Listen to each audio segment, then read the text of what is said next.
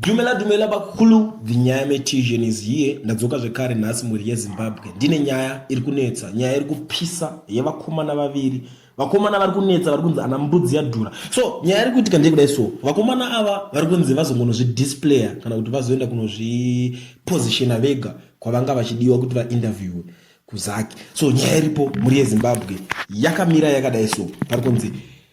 two most wanted Zimbabweans, Moses Mpofu and Mike Chimombe, who are allegedly fighting with Wikine Uchivayo over proceeds of a mysterious 40 million Zimbabwe Electoral Commission tender, surrendered themselves to the Anti-Graft Commission today, only to be told to go home and wait for police summons, according to an online publication they worked.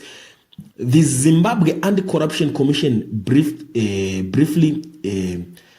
quizzed them over the allegedly deal with a South African firm for the supply of some election materials last year.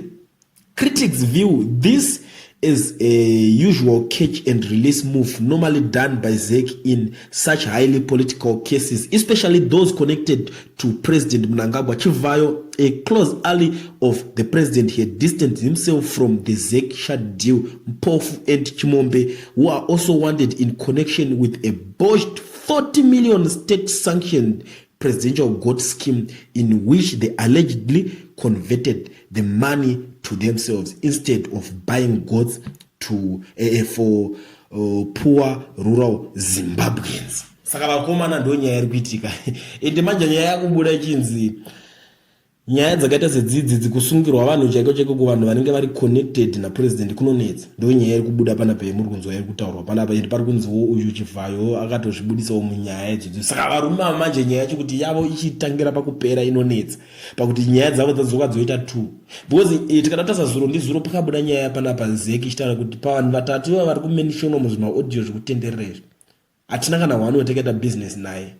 So zvakadaro iye Chivayo wacho akabuda achiti maaudios aya ndefake but vaviri ava manje vari kubuda pane scandal futi ye40 million yembudzi ndosaka pari kuzonzi ayo mbudzi yadhura mbudzi dze40 million dzakaita sei nyaya dzakaita sedzidzo dzichitaurwa vamwe vakati tinoda kuti timboonesana kuti why nyika ichibudisa mari yakawanda kuda kuendesa kuproject yembudzi imo munyika mune zvinhu zvakawanda zvinoda kushandiswa mari.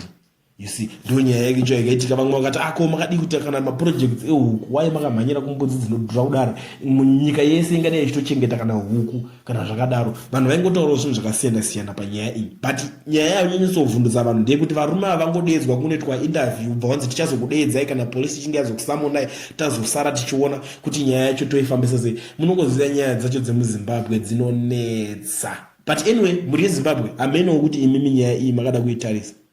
munoiona sei.